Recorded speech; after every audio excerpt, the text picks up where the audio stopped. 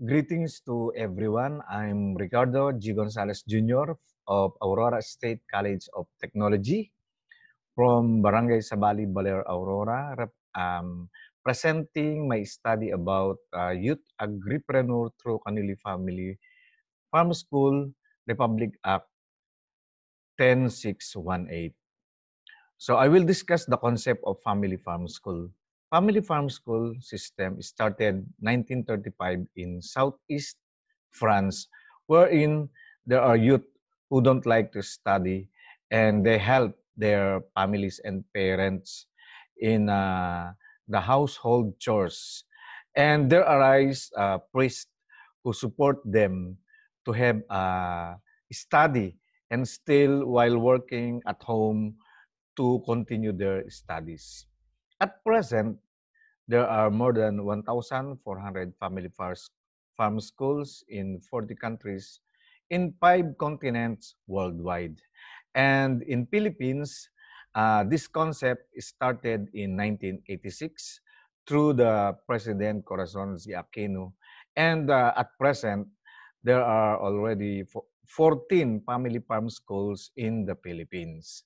And it is scattered throughout Luzon, Visayas, and in Mindanao.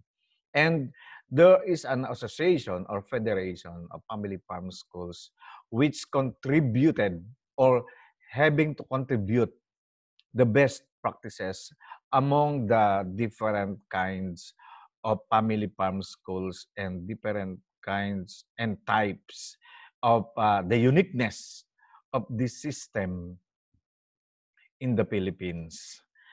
And what I am discussing is about Kanili Family Farm School in Maria Aurora, in Aurora Province, in the northern Luzon, which started in 2007 up to 2015. It is a government family farm school.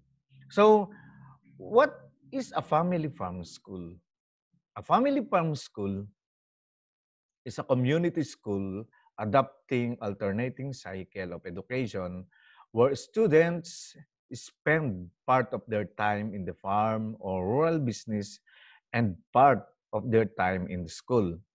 It is an association of families and professionals and institutions that assume responsibility of development and promotion of rural environment through integral educative actions with youth responding to common problems. It is a collaborative and convergence effort of the different sectors of the society wherein the focus is the whole formation of a student with the help and support of their families.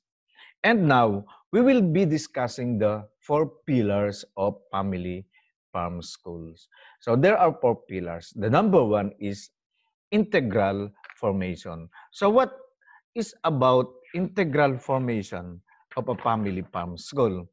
It is a personalized formation of students, families, and the communities, wherein there is an holistic and integrated actions and convergence of these three, the community, the students, and the families. And there is what we call the convivencia, the living together of the students.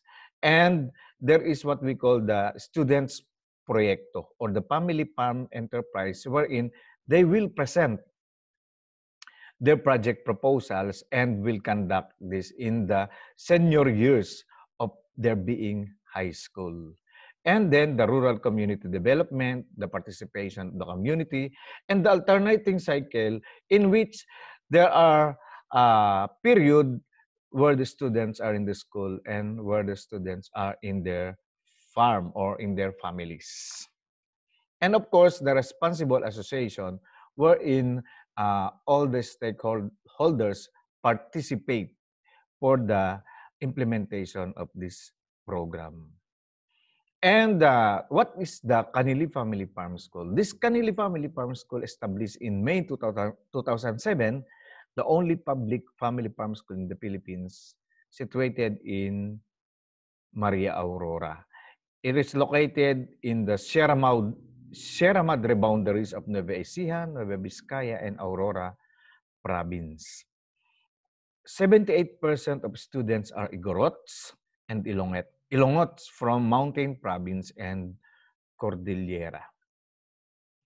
There are 4 batches graduated with 51 families representing 67 students took the program and graduated for the period 2010 to 2014. And there are the different types of family enterprise projects they had undergone.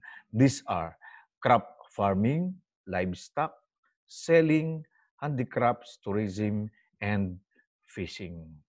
So what are the program's impact in relation to the implementation of this program for almost 8 years? So number 1, families continued family enterprise projects after graduation. They made this as a major source of their income or additional income to their families. Number 2, the graduates inclined to took up agriculture and entrepreneurial courses in their college, wherein at present, they had already board passers in agriculture and others involved in business activities, and others are already in other countries. And some also in Israel who took their OJT in agriculture. Number 3, there were increase of income to families after family enterprise projects implementation to students. The income of family increased from 1,000 monthly to 5,000 monthly. So there is an impact, strong evidence that because of this program, the income of their families increased. And number 4, family enterprise projects became an additional income even after graduation, wherein even the students graduated, they still use the family enterprise project as their income or additional income to the families. Number 5, some engaged to additional livelihoods such as handicrafts and piggeries, which they have learned because of the family enterprise projects taken by the students. And number 6, it gave employment to 22 families, like in selling, crops, and livestock. So what is the conclusion? So number 1, 30% of graduates took agriculture course in college. Number 2, family enterprise projects were continued even after graduation of students. And number 3, other graduates involved into entrepreneurship. So what are the recommendations based on this study? Number 1, to continue to monitor, and the ASCOT should still give support to families, because when the college president of ASCOT changed by the other administration, they stopped this program. So I hope that the present college president of ASCOT will support this program. Number 2, family farm schools should transfer to the Department of Agriculture from the Department of Education, like the concept of Science High School of the OST, wherein Science High School of the OST are not from Department of Education. So there should be a revision of the Republic Act 10618. And number 3, provide funding to Republic Act 10618, an act establishing rural farm school as alternative mode of secondary education. Because still at present, even though it is already a law, there is still no funding given by the government. Especially now, wherein our farmers are aging. The average age of our farmers are 58. So where will be our farmers in the future? Because they are aging, they are already senior citizens. There should be new generation of farmers, young farmers. And number 4, to conduct researches on this program throughout the country for policy recommendations, so that we can see what will still be the contribution of this program to the government.